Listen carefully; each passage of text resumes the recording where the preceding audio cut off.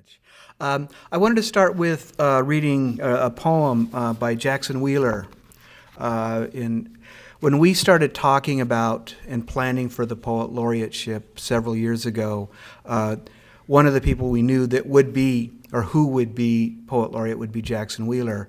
At the time we were doing it, he was suffering from brain cancer, and we didn't actually know it then, but he was actually failing in how he was able to deal with the world. And he passed this last year, and he is really a person that represents Ventura County and poetry in the region very, very strongly, and we miss him. This is Pan Dulce. Most days I'm awake before Senora Ramirez's old cock starts his long staccato serenade to El Sol. Early enough on foggy mornings, when scent hangs heavy in the air, to catch the warm smells from Vanessa's Panderia just around the corner. There is no Vanessa anymore. It is Senor Barrios, with his thick mustache, his strong, muscular arms, his 3 sons dusted with flour, busy making the world hungry for bread. Jackson Wheeler.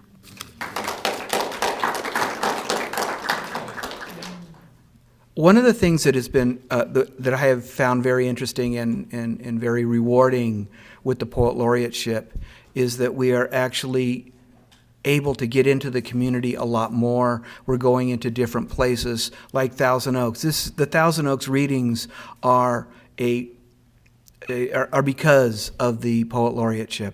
Us going up here and trying to get readings, trying to bring readings to different communities. We've done a lot, and Ken has been incredible up here. And I think that poetry is a needed commodity, if you could call poetry a commodity. Go ahead and laugh, it's supposed to be funny. It's our oral tradition. It's how we tell stories. It's how we talk as a community and how we are as people in the community. We're in a situation now where we are not talking well with each other, not playing well with each other on the electronic media and in other media. And what I have noticed, what poetry brings to a community is a place to talk, a place to share ideas, a place to maybe even compromise, which I don't know actually happens very often. But it does in poetry. I mean, we have in the reading in Ventura, we have quite a few different political persuasions, and they all seem to get along mostly. And I think that this is something that I think in a time where there isn't a lot of not a lot of places for community, poetry builds a community and serves a community by just being able to be a voice and a compromise and a place to talk. That's why storytelling is so popular now. That's why all these things are so popular now. And when anything really bad happens or something really dramatic happens, the poetry readings fill up because people need to say something. And this is a place where they can say stuff. Okay, I'm going to read this first poem before I get off my soapbox a little bit. This is actually a poem of compromise. I was doing an art gallery. I was working in an art gallery for several years, and we were setting up a fall show art gallery, an art exhibit, and I can't remember what it was called, but I got this poem out of it. So we were talking about fall, what fall was.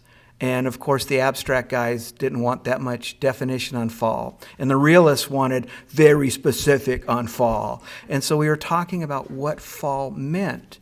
And so I wrote this description on what the exhibit was going to be about, trying to include as many people as possible. And after I wrote the description, Marcia thought I should probably make it into a poem, so I did.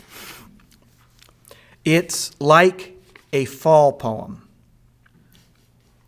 although it could be after the fall, sort of an Arthur Miller descent with thematic issues of ethical ambiguity, personal integrity.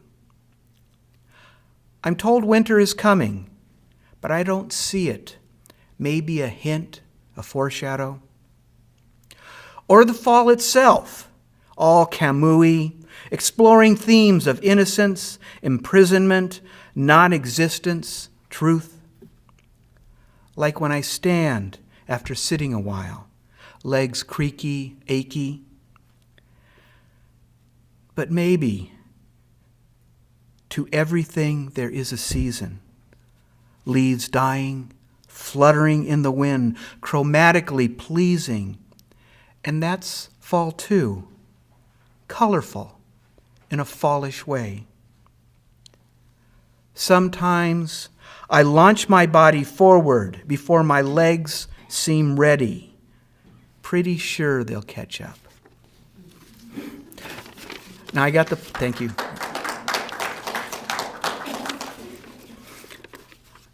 Yeah, the art exhibit turned out pretty well, I think.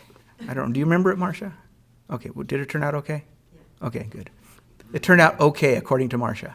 So we're good. The other thing is that I think in LA right now they're having a show or a talk about living in a time of anger, living in the time of anger, because there seems to be a lot of anger, and how do we deal with it? And of course, communication is one way to deal with anger. And I think that poetry does give us that way to deal with that sort of anger. And maybe put it in a place where it's a little bit safer to deal with. And maybe think about it rather than just blurt it out. And so I think way prior to the last election, I wrote a poem about anger. It's called Walking the Dog in a Time of Rage. The minivan screams by, horns blaring, angry fist out the window. I must have done something wrong. Rage has become our discourse, our answer, anger our voice sputtering away in the ether, on the highways, in the ballot box. We're driving through a park, not a very big one, only one entrance, one parking lot. We're both approaching. I wonder if he's going to the farmer's market too. My friends online nip at each other, clever quips bite. I pass his vehicle, drive to the other side of the parking lot, as far away as possible. Anger swirls inside. We don't know what to do. A white man in his 40s gets out of the van, sets his dachshund down, pulls a baseball bat from the back seat, looks at me. Marcia and I go look for Brussels sprouts. But part of me wants to stay. I'm angry too. Walk over to him. Isn't that how it's supposed to be? Celebrate this rage, consecrate it with our blood on the ground flowing. We find yellow squash instead. On the other side of the park, there's the man, his dachshund, his baseball bat.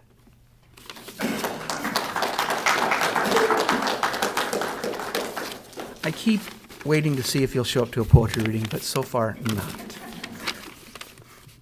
not. Another thing that we can deal with things that are happening in the world right now. I don't know if you guys read the Times, the LA Times. They've had this really amazing. Am I going too long, Marcia? Okay, thank you. She looks at her watch. She keeps me honest. Okay, she keeps me on time. There's been this. We've been looking at the homeless, and the LA Times have been writing these really wonderful articles and also thought pieces on homelessness.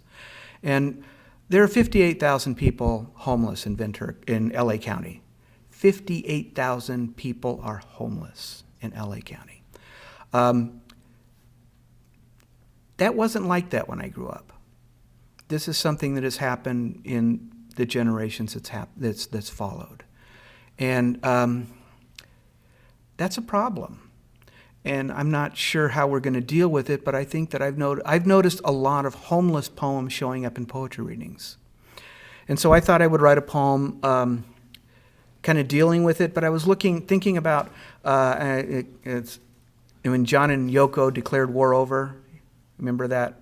Any of you? John and Yoko decided, okay, war's over. We're going to deal with it. How we're going to deal with it, it's over. And so I was thinking about that, and I wrote this poem.